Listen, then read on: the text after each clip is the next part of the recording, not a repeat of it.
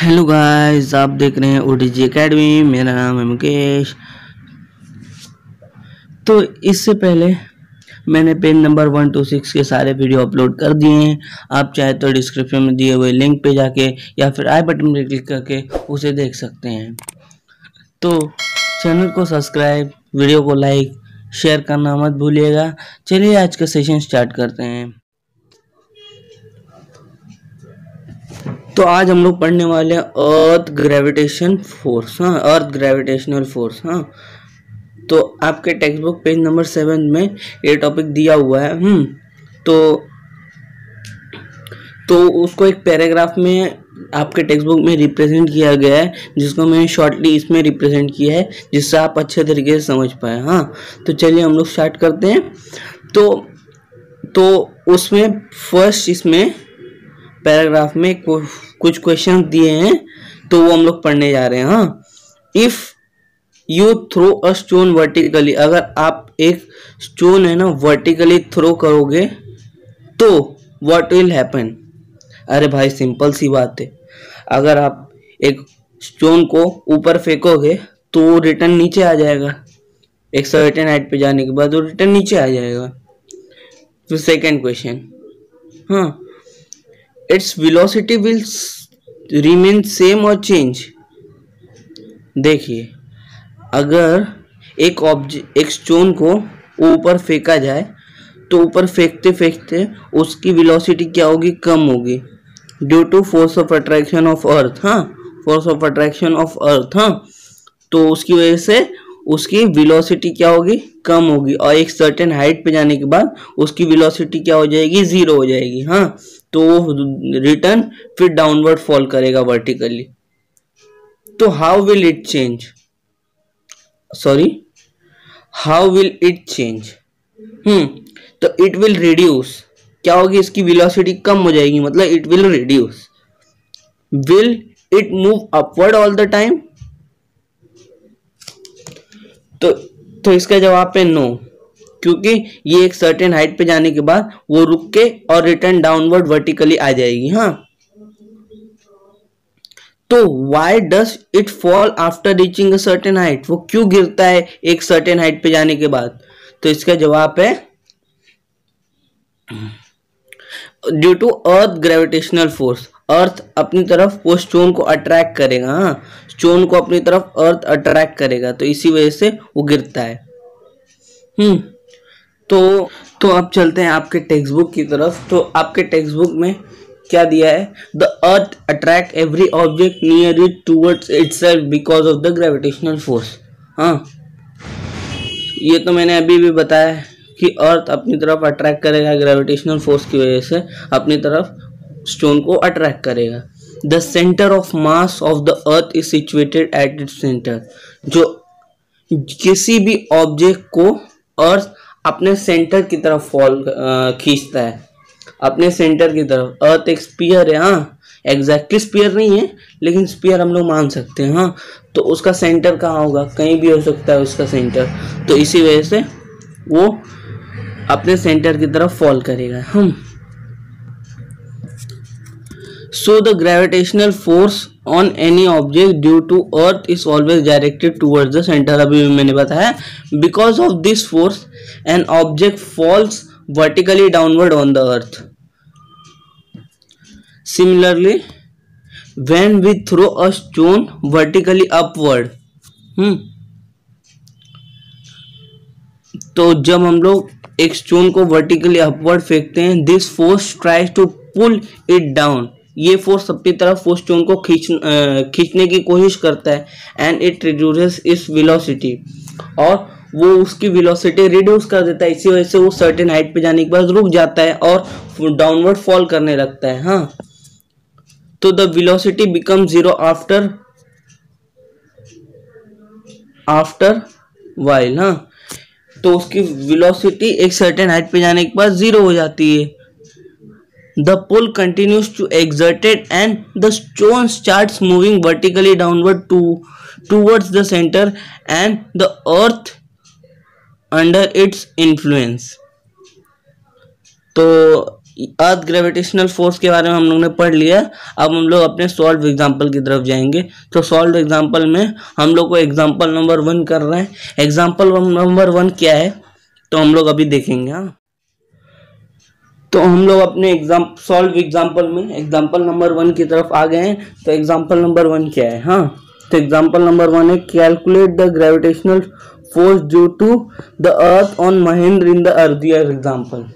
आपको page number 6 में हाँ एक एग्जांपल नंबर 1 सॉल्व एग्जांपल में एग्जांपल नंबर 1 था जिसमें महेंद्र का हम लोग ने फोर्स निकाला था, महेंद्र का फोर्स निकाला था और वगैरह वगैरह, मतलब महेंद्र का वेट 75 केजी था।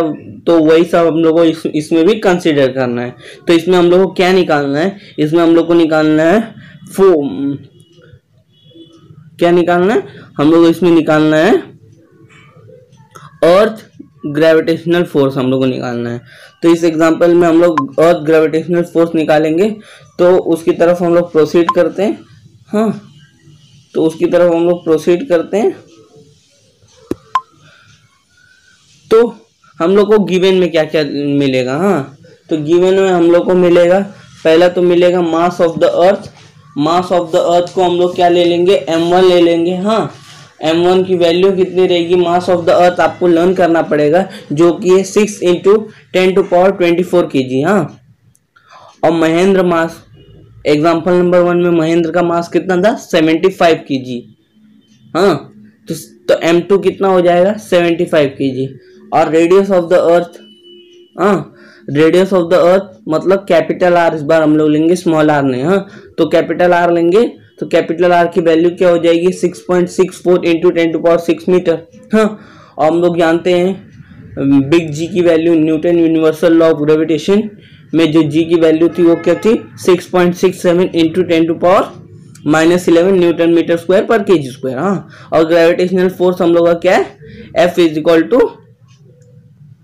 तो हम लोग को वही ढूंढना है, तो क्वेश्चन मार्क। तो आगे की तरफ हम लोग प्रोसीड करते हैं।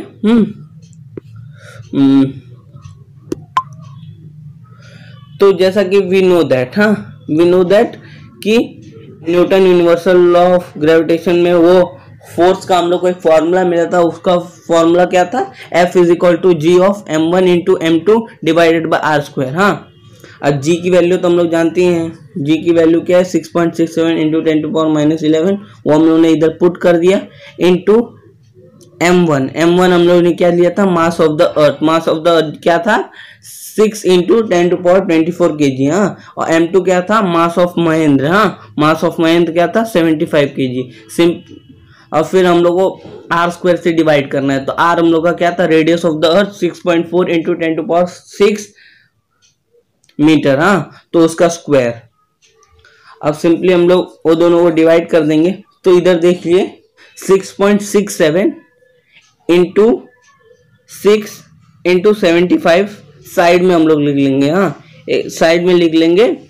और फिर 10⁻11 × 10⁻24 वो दोनों को अगर हम लोग कंबाइन किए तो हम लोग को क्या मिल जाएगा? 10⁻13 मिल जाएगा। हाँ, डिवाइडेड बाय 6.4 का स्क्वायर रहेगा और 10⁻6 का स्क्वायर क्या हो जाएगा? 10⁻12। हाँ, 10⁻12।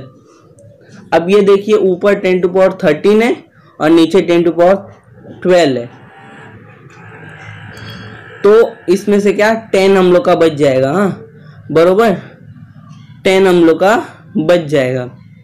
तो ये अगर कैंसिल किए हम लोग तो हम लोग को 10 मिल जाएगा। हम लोग सिंपली क्या कर देंगे? 6.67 × 75 × 6 को मल्टीप्लाई कर देंगे। हाँ, ये सबको मल्टीप्लाई कर देंगे, डिवाइड बाय 6.4 × 6.44 कर देंगे। हाँ, और इंटू 10 तो हम लोग का है, तो 66.7 × 75 × 6 डिवाइड बाय 6.4 × 6.4 करने के बाद हम लोगों को क्या मिल जाएगा? 733 न्यूटन। ओके, तो देयरफॉर हम लोग का अर्थ ग्रेविटेशनल फोर्स क्या हो जाएगा? 733 न्यूटन। हाँ, तो अब हम लोग अपने एग्जाम्पल नंबर 2 की तरफ बढ़ेंगे। तो एग्जाम्पल नंबर 2 में हम लोग को क्या दिया हुआ है? हाँ, हम लोग एग्जाम्पल नंबर 2 आ गए हैं। एग्जाम्पल नंबर 2 पे तो starting from rest what will be Mahendra velocity after 1 second if he falling down due to gravitational force of the earth। Mahendra जो है वो फॉल कर रहा है जमीन पे, हाँ अर्थ पे फॉल कर रहा है, तो उसकी वेलोसिटी 1 सेकेंड बाद क्या होगी। तो पहले हम लोग गिवन लिखेंगे, हाँ तो गिवन लिखेंगे तो स्टार्टिंग फ्रॉम रेस्ट, हाँ ध्यान दीजिए स्टार्टिंग फ्रॉम रेस्ट मतलब इनिशियल वेलोसिटी क्या हो जाएगी 0, ठीक है। What will be Mahendra velocity after 1 second, तो वेलोसिटी हम लोग को पूछा है, हाँ और ये टाइम क्या हो जाएगा, time is equal to 1 second हो जाएगा। ध्यान दीजिएगा टाइम क्या हो जाएगा 1 सेकेंड हो जाएगा, हाँ तो इसको हम लोग अच्छे तरीके से लिख लेते हैं, हाँ तो अच्छे तरीके से हम लोग लिखने जा रहे हैं। तो ये देखिए हम लोग का इनिशियल वेलोसिटी क्या हो जाएगा 0। एफ की वैल्यू मतलब इससे पहले वाले क्वेश्चन में हम लोग ने gravitational force on the earth अभी भी निकाला, इससे पहले वाले तो हम लोग का क्या आया था 733 न्यूटन, हाँ तो एफ की वैल्यू मतलब gravitational force on the earth क्या हो जाएगा 733 न्यूटन। मास ऑफ महेंद्र, इससे पहले के एग्जांपल में पेज नंबर 6 में जो एग्जांपल नंबर 1 है उसमें महेंद्र का मास कितना था 75 kg और टाइम पीरियड इसमें दिया ही है, तो टाइम पीरियड क्या है 1 सेकेंड। अब देखिए वेलोसिटी निकालने के लिए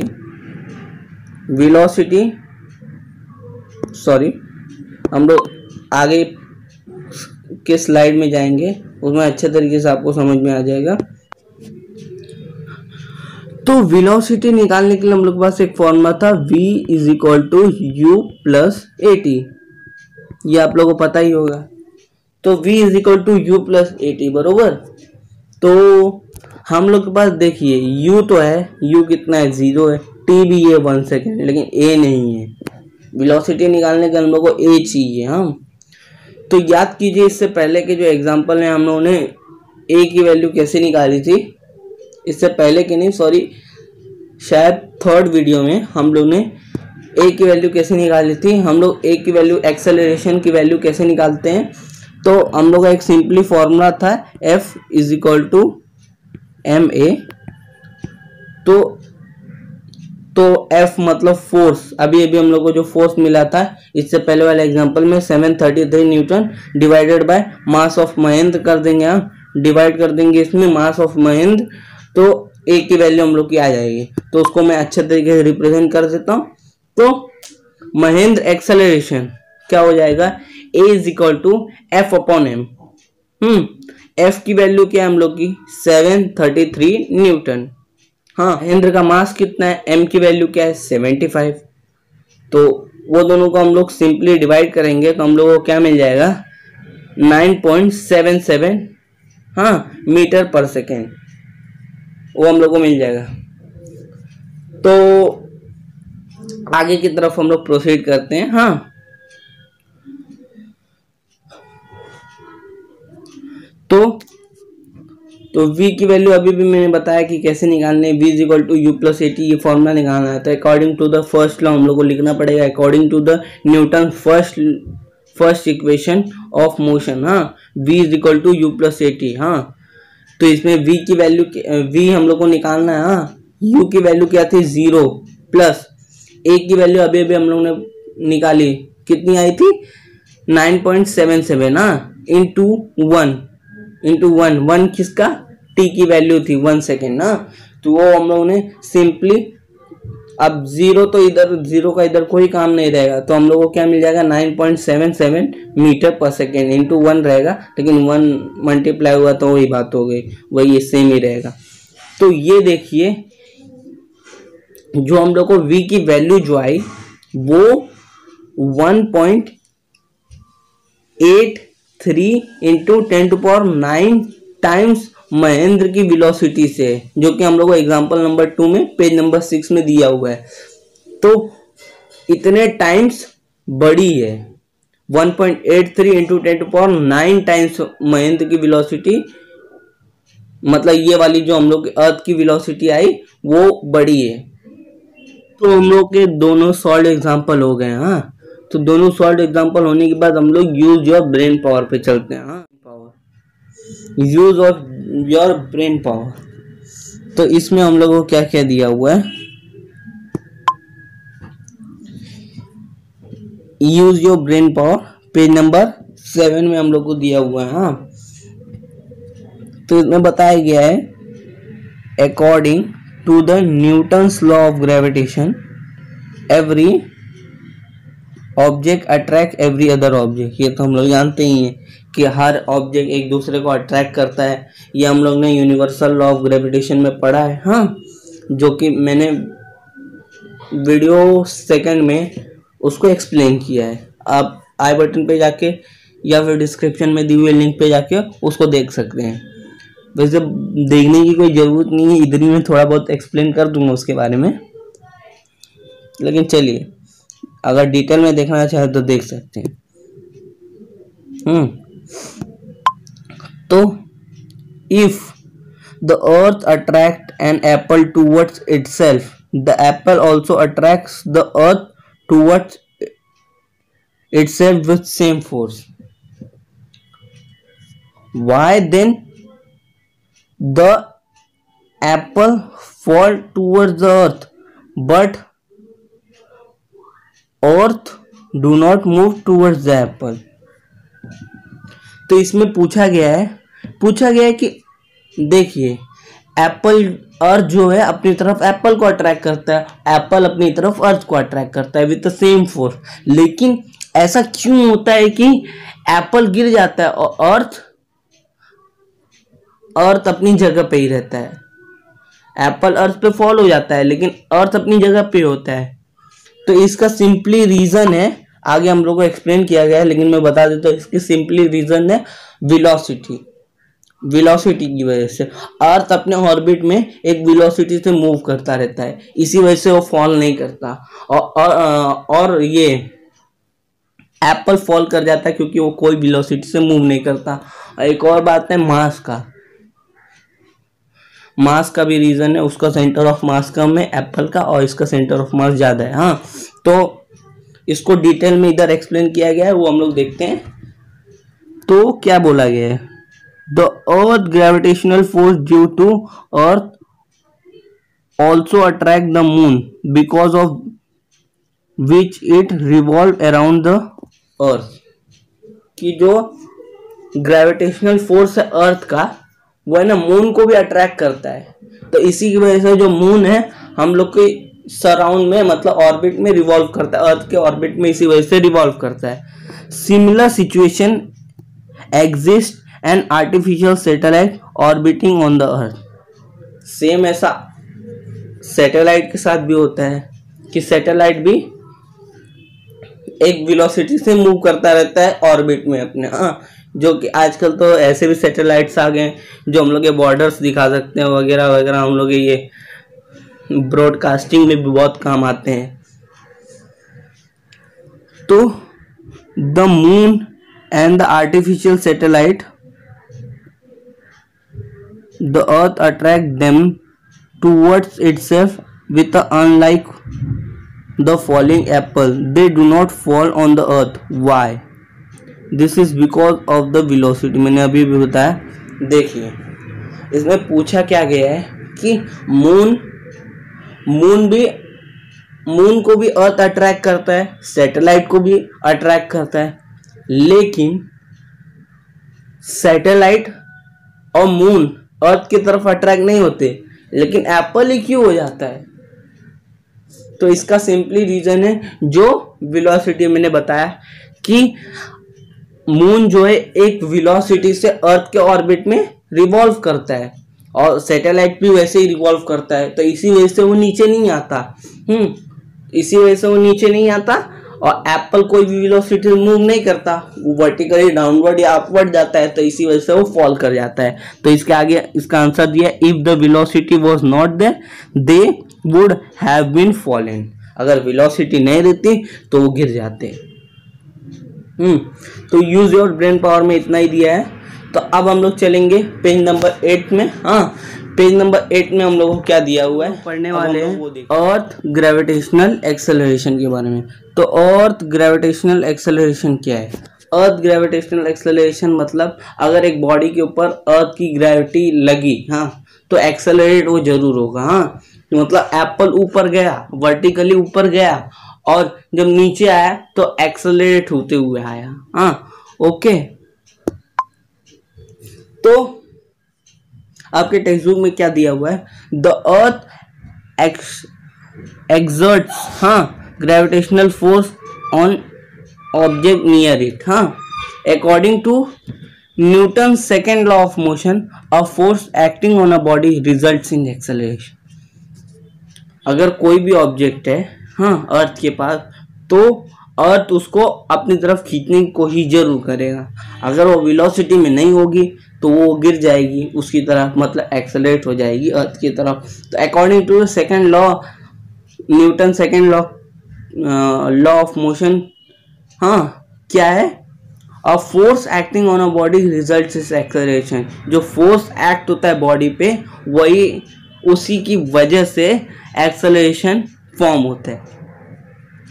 मतलब मान लीजिए आपने एक रस्सी लेके एक चेयर को में बांध दिया, हाँ, रस्सी, हाँ, तो वो चेयर को आप खींच रहे हो, हाँ, तो मतलब आप फोर्स लगा रहे हो, और वो जो चेयर है वो बॉडी है, तो वो बॉडी एक्सेलरेट हो रही है आपकी तरफ।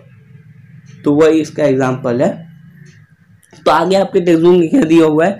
दस the gravitational force due to earth on body results in acceleration. हाँ, this is called acceleration due to gravity and it is denoted by g. वो स्मॉल जी लेटर से डिनोट किया जाता है। एक्सेलरेशन एक वेक्टर क्वांटिटी है। Vector quantity का मतलब होता है it has magnitude and direction both. मतलब दो, उसके बाद मैग्नीट्यूड भी होता है और डायरेक्शन भी होता है, कोई भी डायरेक्शन में जा सकता है वो। हाँ, तो अब हम लोग के नीचे आपको दिया हुआ है think about it. Think about it का पहला क्वेश्चन करने जा रहे हैं, what happen if there is no gravity. अरे भाई, ये तो साफ साफ सी बात है। अगर ग्रेविटी नहीं होगी तो आदमी लोग हवा में उड़ने लगेंगे, पानी हवा में उड़ने लगेगा, आसान से आसान काम मुश्किल हो जाएगा। ग्रेविटी की वजह से ही हम लोग का व्हीकल चल पा रहा है। ग्रेविटी नहीं होगी तो नहीं चल पाएगा। हाँ, अपना सब कुछ उड़ने लगेगा, पानी भी उड़ने लगेगा, वगैरह वगैरह सब कुछ हो सकता है ये कंडीशन। तो सेकेंड क्वेश्चन क्या दिया हुआ है? What would happen if the G was twice as large. G की वैल्यू अगर ट्वाइस हो गई तो क्या होगा? तो जी की वैल्यू जब ट्वाइस हो जाएगी तो जो आसान से आसान काम मुश्किल हो जाएगा, क्योंकि उसकी वजह से मास भी बढ़ जाएगा, सब कुछ प्रेशर वगैरह सब कुछ बढ़ जाएगा। हाँ, प्रेशर मतलब मान लीजिए आपका वेट जैसे कि m, मास अगर आपका बढ़ गया तो आपको आसान से आसान काम करने में मुश्किल हो जाएगी। हाँ, पूरा इक्वेशन ही डबल हो जाएगा। ये देखिए, अगर हम लोग g की वैल्यू बढ़ा दें, हाँ, 2g कर दें, हाँ, तो तो हम लोग को क्या मिल जाएगा? F is equal to G into 2 into m1 into m2 divided by r²। हाँ, ये अर्थ की बात कर रहे हैं, तो इसके आगे हम लोग पूरा ही g की वैल्यू लेंगे। F is equal to 2g m1 into m2 divided by r²। हाँ, तो r²। तो ये देख लिए फोर्स ही पूरा डबल हो जाएगा। हम लोग को जो फोर्स लग रहा है वो पूरा डबल हो जाएगा, इसलिए आसान से आसान काम करने में मुश्किल हो जाएगा, बस और कुछ नहीं। इतना ही फर्क पड़ेगा जी की वैल्यू, लेकिन जी की वैल्यू बढ़नी नहीं चाहिए। हम लोग लेक्चर को एंड करते हैं। तो वीडियो को पूरा देखने के लिए आपका बहुत बहुत शुक्रिया। चैनल को सब्सक्राइब, वीडियो को शेयर, लाइक करना मत भूलिएगा। आप मेरे को इंस्टाग्राम पे भी फॉलो कर सकते हैं, जहां मैं वीडियो के बारे में पहले अपडेट्स देता हूं। Thank you for watching video.